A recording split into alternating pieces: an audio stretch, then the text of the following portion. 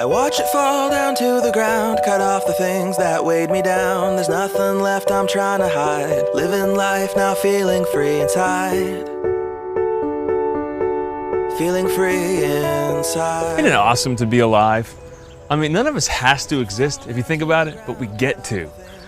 I suppose when you see things that way, everything else is a bonus. Living life now, feeling free inside. Which is awesome to smell the air and hear the birds and take in all the views this beautiful world has to offer us. See the beauty of the sun, another day has just begun. I start to dream and start to see. Wonder. You know what? I know a lot of us don't like to think about this fact, but everybody's time on this earth has to eventually come to an end. So I'm moving on, I'm moving on, and it feels wonderful, yeah, wonderful. I'm moving on, I'm moving on, and it feels wonderful, yeah, wonderful to me. Break the chains and break the bonds. You know, I wonder how many of these people kind of felt like they lived forever. Or like the famous people of their day were the biggest deals in history, or like the issues of their day were the only thing that really mattered. But you know what? They've all passed on from this world. You know, there's about 7 billion people on Earth today, and within 100 years, pretty much every single one of us will have passed on too. Kind of puts life in perspective a little, doesn't it? Pass you by. So I'm moving on. You know what else puts life in perspective? When you think about the fact that everybody buried is still very much alive, either as an eternal glory or an eternal tragedy. I'm moving on. And we'll still be around long after oceans dry up, mountains erode, long after the sun fades out. Feels wonderful. You know, when you look at life like that, it kind of puts it in perspective, doesn't it? Today, we're going to look at life in light of eternity.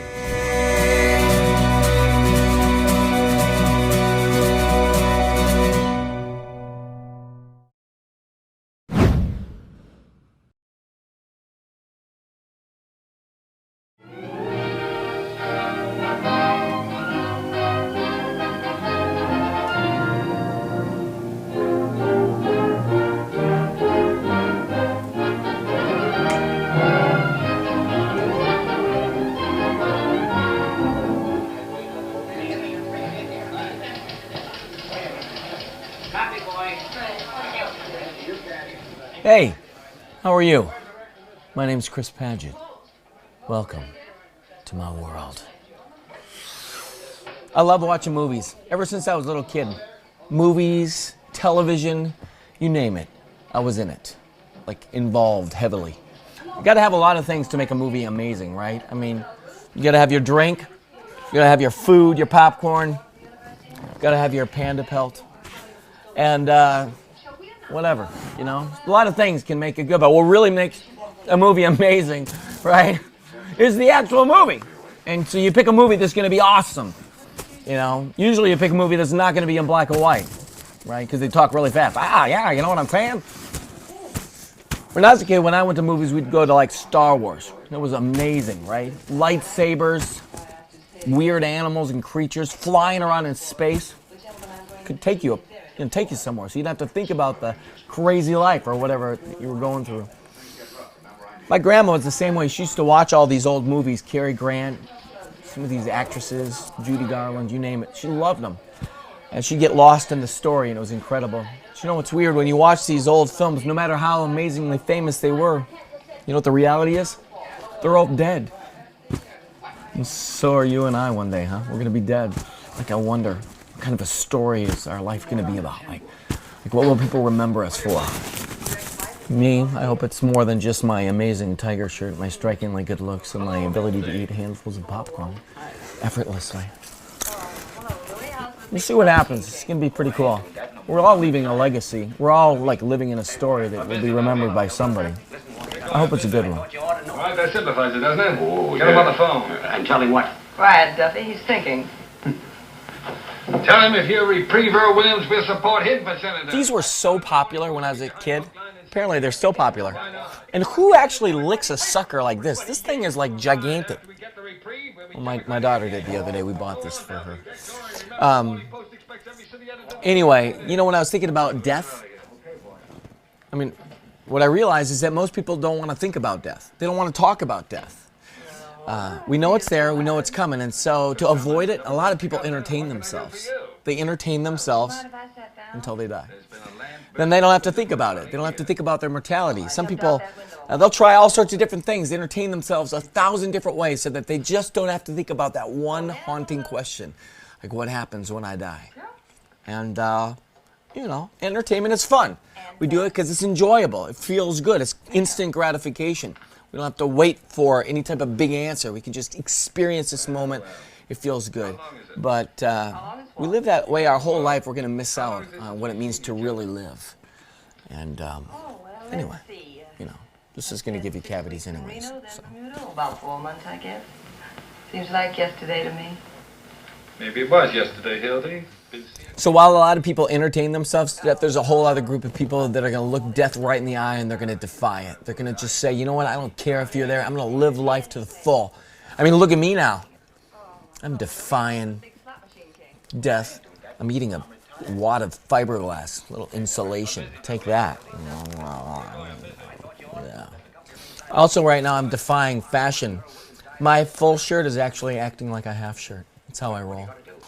A lot of people do that with death, actually. They just stare it in the eye and they don't even care.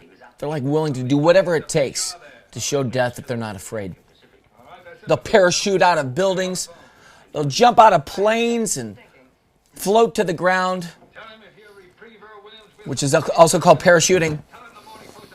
They'll go into cannons and have themselves shot out of it. I mean, I don't really think people actually do that. I saw it in a circus, I think, or on television. I believe everything I see on television, which is why you should believe me now. The point is that death, it's coming. And a lot of people, even though they want to say, I don't even care about you, death, I'll do anything, extreme sports, I'm not afraid. Guess what happens? They're all going to die.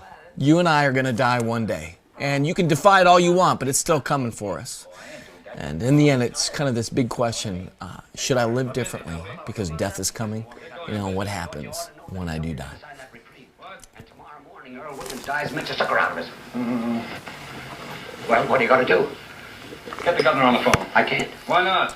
Well, a lot of people will try to entertain themselves to avoid looking at the reality of their mortality, and other people will try to defy it by doing all sorts of extreme things. I think there's a third category, and that's a group of people that are so paralyzed with fear because of death that they just kind of stop living.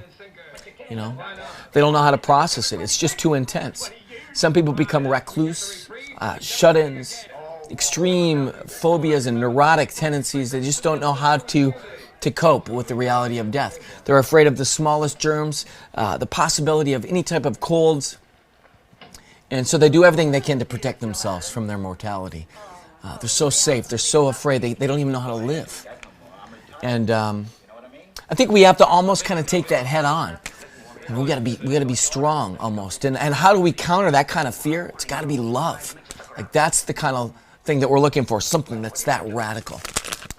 This was an animal. It was alive and it was coming after me and I destroyed it. Made it into a pelt. And I think that's what we have to do when it comes to fear. Destroy it and make it into a pelt and put it on our lap.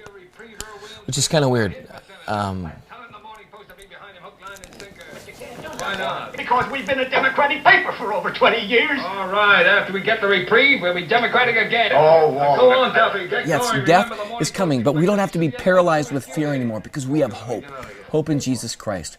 While it's true, through one man's sin, death enters the world. But through one man's complete gift of self, back to the Father and the love of the Holy Spirit, we are born again. Well, would you mind if I sat down? There's been a lamp burning in the window for you, honey. Here. Oh, I jumped out that window a long time ago, Walter. Oh, may I have one of those? Yeah.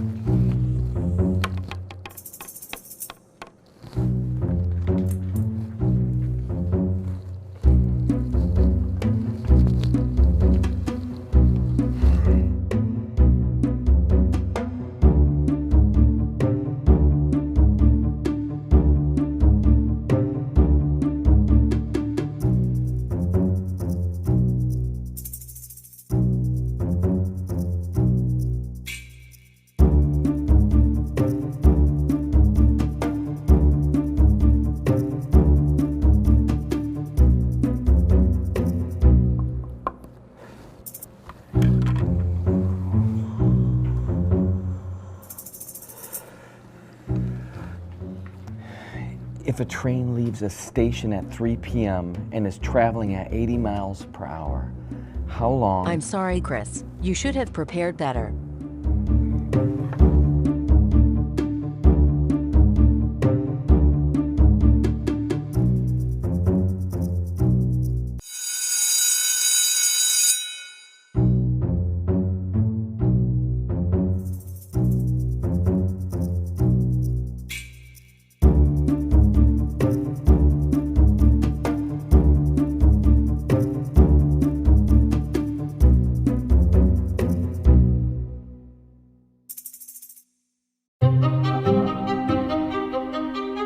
The choices that I make today are going to affect and impact my tomorrow. I mean, if I don't study for my exam, it's very realistic that I'm going to fail it. But not only do the choices that I make individually affect me individually, they impact other people collectively. And if I have a family member that's struggling or is being very selfish, it can impact the whole entire family for the negative. Really, love allows for the freedom of choices. We have the chance every day to be selfish or selfless. And real love allows for us to fall into the hands of God. And truly, justice necessitates judgment. This is a hard concept for us to understand. But think for a second back to that exam. I couldn't just be given an A if I didn't do A work. And the reality is that you and I are going to have to give an account for the things that we have done and have not done.